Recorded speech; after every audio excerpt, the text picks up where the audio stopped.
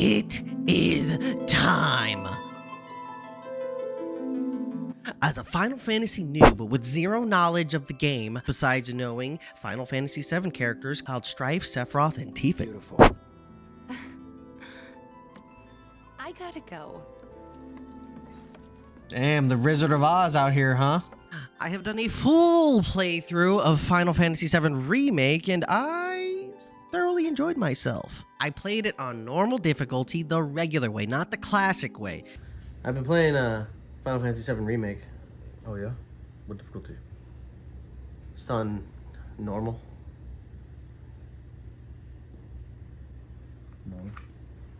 Normal? It's not my fault! It's not my fault! Now look, I would have played on hard, but you can only play on easy, easy classic, normal, normal classic, and that's it until you beat the game and then hard is unlocked. I would have played on hard, because I'm a gamer, alright? I'm going to start off with what I liked about the game, because there's way more to like than to dislike in this 30+ hour excursion. The first pro of this game, combat. Braver. On him. Nothing to it. That was sick. Final Fantasy VII Remake is made by Square Enix, so the combat feels very similar to Kingdom Hearts. When you land a combo, the hits feel so satisfying. You know what I'm saying? 1 + 1 does in fact equal 2 when it comes to combat in this game. This game is visually stunning. Mixing that with the almost anime-like fighting style that Cloud has, it makes for a very exciting f***ing combat. Nothing to it. Yes, the combat feels good. And once you start adding people to your party and you feel the different styles that they bring and it's synergizing together, feeling like a D&D-like campaign, the game becomes extremely fun and addicting. Damn, I'm hungry, son.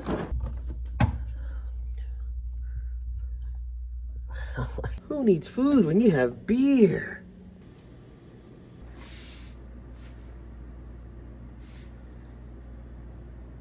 But the beer.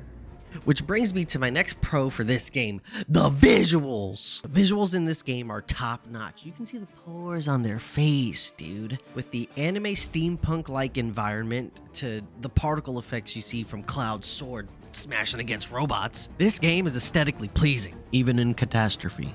It's beautiful. Holy sh**. The only con in terms of visuals for me is probably the color palette in a lot of the areas, but I think that's just due to where they are in this part of the story. They're just in the slums, and you know, I think it's supposed to make you feel like sad and dreary, and you know, there's no life there, so I think that's the point of it. And of course, when you get to the nicer areas where Shinra lives, it's quite beautiful. The colors start to shine through more, and you know, with all the neon lighting and whatnot. So I can get over the lack of color palette in, you know, the boring colored areas. Next pro! Barret! That's really it. I like Barret. He's a cool character. He's funny. Makes me laugh. Barret clips. It's almost there. Take your best shot, asshole! Hey guys, you know, these fans are really loud and... You chickening out? Hell no! I'm just worried that your pony ass is gonna get blown off the side and shit. Welcome to the Shinra building, our humble home. Oh, hell no! The next pro / con, kind of mixed feelings about it, is the story. The story is easy to follow until it isn't. I'm left with a lot of questions, which I'm sure all you Final Fantasy VII nerds out there are like, oh my god, look at the little thing, the little cameo of stuff. Look at that Easter egg. Oh my god, you know, like I am noob. I don't know these things, so it's not hitting for me. And I'm sure, I wish I did play the older game to understand, you know, but I didn't want to. I had no real connection to that old game, and I feel like I wouldn't appreciate how good it is, even though it's probably incredible, even if the graphics aren't that great, you know. But now I think I might go back and play that because I care about these characters and I care about the story, and yeah, I'll probably check that out eventually. And I'm sure many moments that got FF7 fans hype as shit just left me in a state of confusion, like, who the fuck is this guy? I don't understand this. Just gonna throw him in at the end. No explanation, dude. Who? How did we go from trying to save Aerith, I can wrap my head around that, to fighting gigantic cosmic-like beings in another dimension? It was awesome, but I didn't understand, dude. When you finish the game, you are left with many unanswered questions, which I'm sure will eventually get answered. And I mean, I've been playing Rebirth, and some of those questions are being answered. Oh, that was the vision he had. Okay. And the fact that this one single game, Final Fantasy VII, is being split up into now 3 parts, you know, we're getting spoon-fed story. Before, when the questions were eventually answered in the one game that you played, we now have to wait a few years to get the rest of the story. And, you know, hopefully they answer those questions properly and they don't f*** it up in these remakes. Kind of seems like a cash grab to split one game up into 3 games. Money! But at the same time, it's a lot of fun content. But it also brings me to my first con. Pacing. This isn't so bad. Man, they really wanted to stretch this game out, huh? Pretty close now. When we're getting actual story, the pacing feels fucking fantastic. I am in love with this game and I can't stop playing it. Oh, grass. Oh, nature. Wow. What?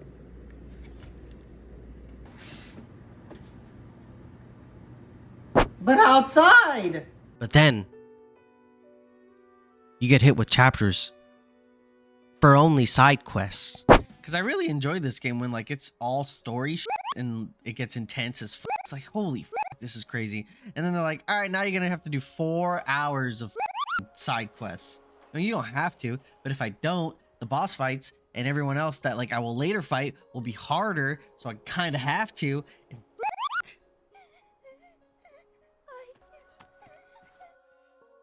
damn it.